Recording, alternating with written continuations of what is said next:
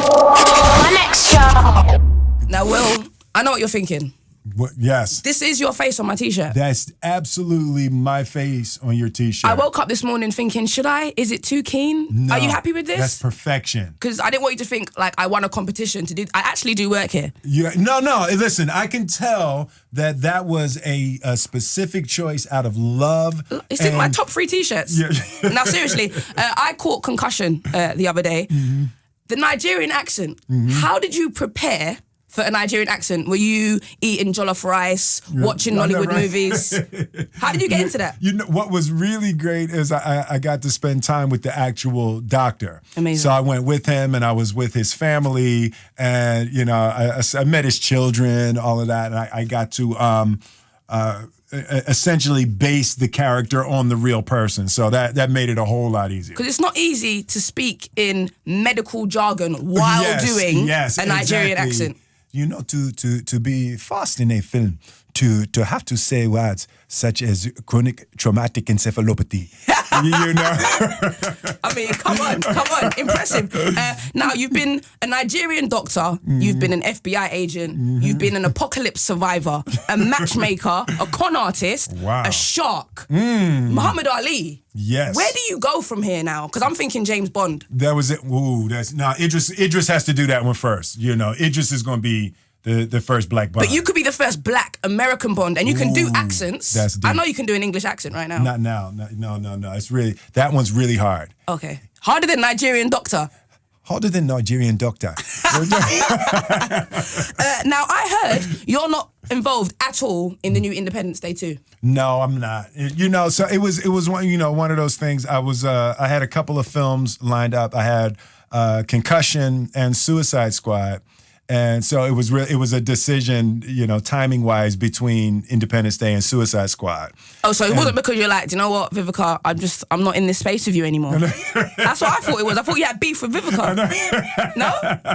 Not at all. You know, and then they were sending me pictures from the set, and I was like, did you regret it a little bit? Yeah, you know, it's the world is in a place of nostalgia. Yeah. Right now, it's like, you know, and specifically in entertainment, there's such a pull for nostalgia. So it was just the perfect opportunity, and it didn't work out. So are there going to be any other sequels like Wild Wild West 2? There probably will not be a Wild Wild West 2. But there's going to be there's more Bad Boys coming, right? You know what? I saw Martin a few days ago. A few weeks ago, and I hadn't seen him for about 2 years. And we just looked at each other and we hugged, and in that moment, we both knew we were making another Bad Boys. Yes, yeah. all right, so we're it's coming. Definitely doing another one. Love that. Okay, now I want to talk about your family. Yes. Because your kids seem to have a lot of freedom of expression. Yes. Is that something that you consciously encourage them to have? Yeah, I think it may have been a mistake. I think we may have gone too far. So how do you respond then, for example, if you're encouraging them to have freedom of expression and then people start making jokes about, say, Jaden modeling women's clothes? How do you, as a dad, handle that? You know, there's a really powerful internal quality as an artist that, as parents, we encourage. You got to get out on the edge. You have to try things. You have to be comfortable doing things that people don't agree with, and you have to be comfortable doing things that you could fail. Yeah. And Jaden is 100% fearless.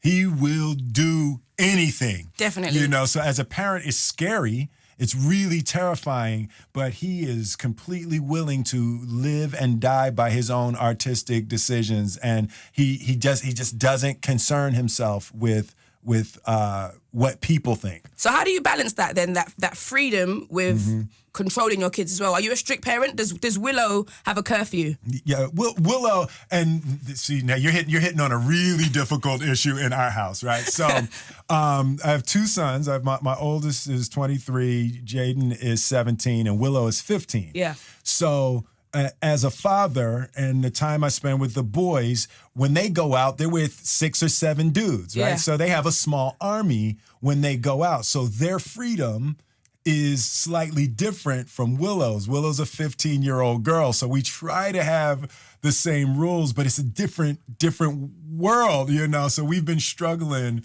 with that. So the answer is yes. Willow has a curfew. What time she got to be in by? Well, Fridays and Saturdays we give her till 11:30. You know, what she usually does is she stretches it. So she knows it's 11. So she calls at like 10:35 and says, oh, I'll be there at 10:30. Then she calls at, she'll be there at 12:30. And then she keeps calling and adding 15 minutes, keep pushing it. Well, while we're on the topic of your family, Jada obviously is well publicized what she said about the Oscars. Absolutely. What would it take for you guys to go to the Oscars now? If they say to you, will next year host it, would you go? Right. You know, to me, it's so far not about me. Yeah. It's not about us going to a show or not. For me, this is a much bigger social issue. I'm recognizing a pattern of the narrowing of the imagery, the narrowing of tolerance in America. So the last pretty much 18 months that I've been watching the news and experiencing the things that are going on in my country, my concern is that Hollywood is reflecting a regressive trend.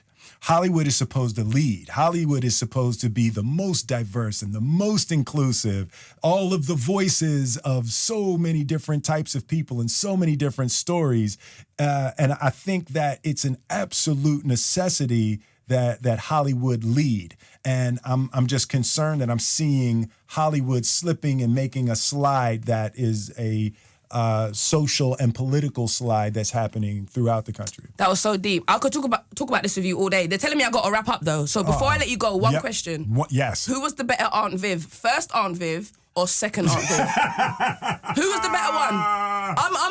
I used to prefer first Aunt Viv, but now I'm leaning towards second Aunt Viv. Listen, here, you know, I think that you know, both of the Aunt Vivs were really, really fantastic. I think when you make a show, anytime you make a change, it's going to be excruciating and painful. I think that Janet Hubert Whitten brought a really powerful dignity to Do you still like her? The show. Yeah, you know, I think she's brilliant. You know, I think as an artist, there's so many things that she does. She sings, she dances. She's like a really powerful artist. So, I loved what she brought to the Fresh Prince. Well, that's my time. Thank you so much for joining me. You are a legend. Thank Run you for president, very much. okay? Right. President next. A couple years. I'm going to give it a couple years. All right. Will Smith!